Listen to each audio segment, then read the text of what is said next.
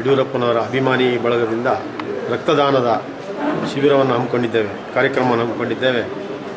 ಆ ರಕ್ತವನ್ನು ನೀಡ್ತಕ್ಕಂಥ ಎಲ್ಲ ನಮ್ಮ ಯಡಿಯೂರಪ್ಪ ಅಭಿಮಾನಿ ಬಳಗದ ಸದಸ್ಯರಿಗೂ ನಾನು ಈ ಸಂದರ್ಭದಲ್ಲಿ ಅಭಿನಂದನೆ ಹೇಳಲಿಕ್ಕೆ ಇಷ್ಟಪಡ್ತೇನೆ.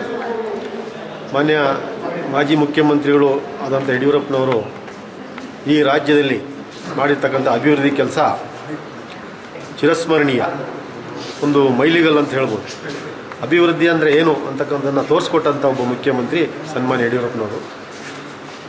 ಅವರ ಹಲವಾರು ಯೋಜನೆಗಳು ಏನು ಭಾಗ್ಯಲಕ್ಷ್ಮಿ ಬಾಂಡ್ ಹೆಣ್ಣುಮಕ್ಕಳಿಗೆ ಕೊಟ್ಟಿದ್ದಂಥ ಇರ್ಬೋದು, ಶಾಲಾ ಮಕ್ಕಳಿಗೆ ಸೈಕಲ್ ವಿತರಣೆ ಮಾಡಿರ್ತಕ್ಕಂಥ ಇರ್ಬೋದು, ಅಲ್ಪಸಂಖ್ಯಾತರ ಕಲ್ಯಾಣ ಯೋಜನೆ ಏನು ಅದರಲ್ಲೂ ಪ್ರತ್ಯೇಕವಾಗಿ ಕ್ರಿಶ್ಚಿಯನ್ ಅಭಿವೃದ್ಧಿ ನಿಗಮವನ್ನು ಸ್ಥಾಪಿಸಿ 50 ಕೋಟಿ ಹಣವನ್ನು ಬಜೆಟ್ನಲ್ಲಿ ಮಂಜೂರು ಮಾಡಿರ್ತಕ್ಕಂಥದ್ದು.